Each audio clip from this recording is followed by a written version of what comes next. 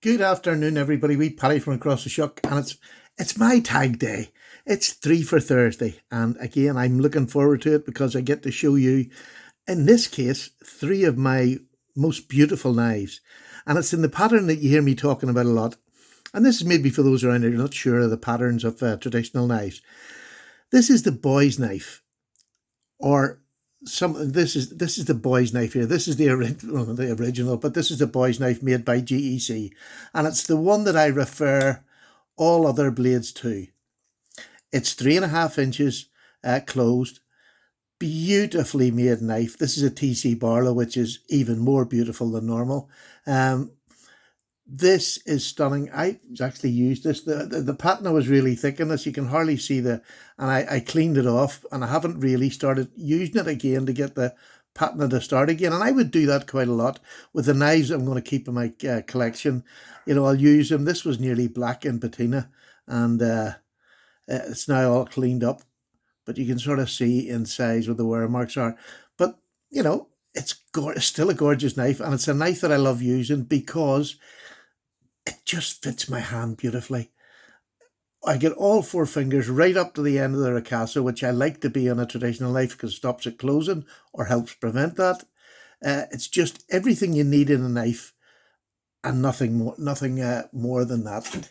And it has a blade which is, I would say, 2.5 inches. There we go. The cutting edge is 2.5 inches, which for me will cover everything that I ever want to do in a day. So this is my perfect size of a knife. The fact that this one's a TC bar, I have other. It's a number 15 pattern in GEC. This one is just the special version that a lot of people want to get. So I'm very fortunate to have it. I've had a couple of my time and I sell them and move on to something else or trade them for something else. But this one stayed the longest.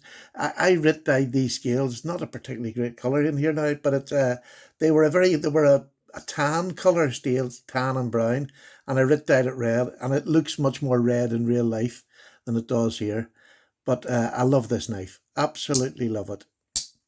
So that's the first one of the three. And these are all three high-end knives to me. This one is a custom knife with the polar bear on it and the ebony scales, which is beautifully made by J. What's his name? It's gone out of my head. There it is. J.H. Lloyd. I think it is John Lloyd. J.H. Lloyd, an American knife maker.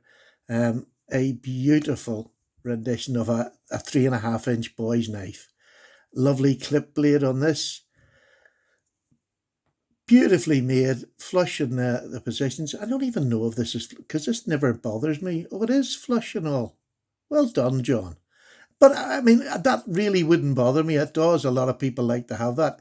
I don't think it shows any more talent because this knife is full of talent as it is. And look at the way that has been incut to wood, that polar bear. And you even get the little line along the back where it's walking along. The detail and the amount of attention that he put into getting that in there is phenomenal. You can't see the slightest gap. Really is lovely finished. I think this was AEBL or something. I can't remember what the steel was. It doesn't really matter.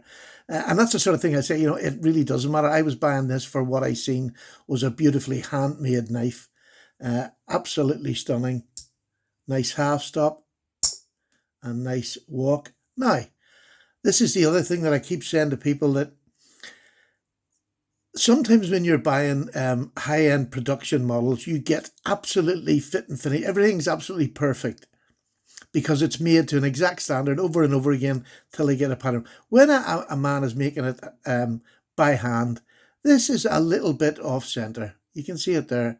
It's that fraction off, but it is off center, and there's some people can't abide that. As long as it's not rubbing, I really don't care.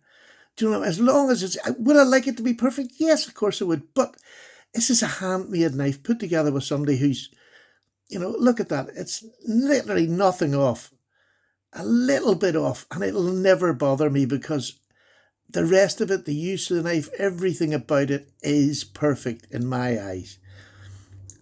And when I say perfect, To me, it's perfect. It's a bit off centre, but it's in between. It's in between the railway lines, if you like. And as long as it's not rubbing, to me, that's absolutely fine. I can get away with that without a problem. But this is another 3.5 inch one made by a custom designer. And my last is probably the most sought after brand. This is Northwoods. And this was made by Derek Bone over at Knife Ship Free. Knife Ship Free, in it? Yeah, I think it is. This is his design, made by GEC. And this one is my favourite one of the lot, I think. This one is the Bone Cliff. And that's what it ended up getting called, was the Bone Cliff. You can see I sharpened it. I used it, I've cleaned it off.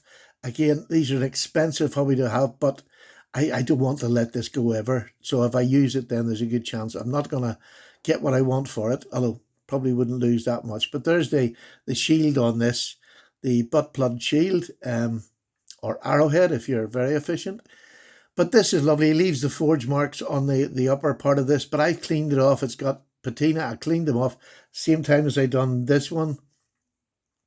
And I haven't used it enough now. I've used it, but I haven't used it on meats or, or apples or anything like that yet.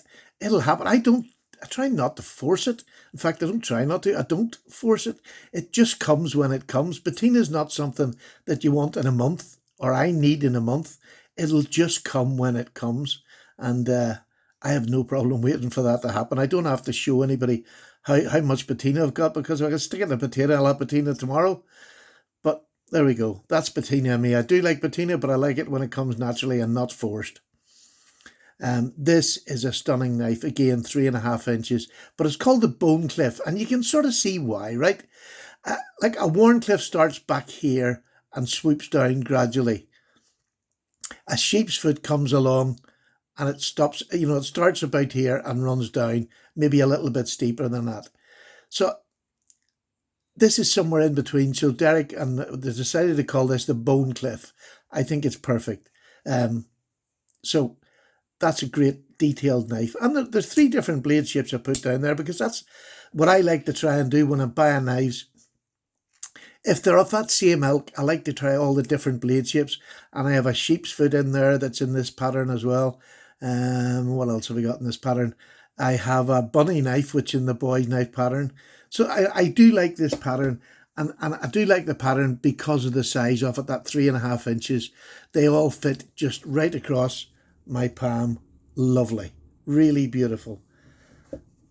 So there you go, my 3 for Thursday. And yeah, it's a bit of a showy off one, because these are knives that I love in my collection. These are ones that are sort of keepers. I don't know why I would want to let them go, but I said that a few times before. But 3 beautiful knives in that boy's knife style of knife, which is 3.5 inches and a single blade. Love it.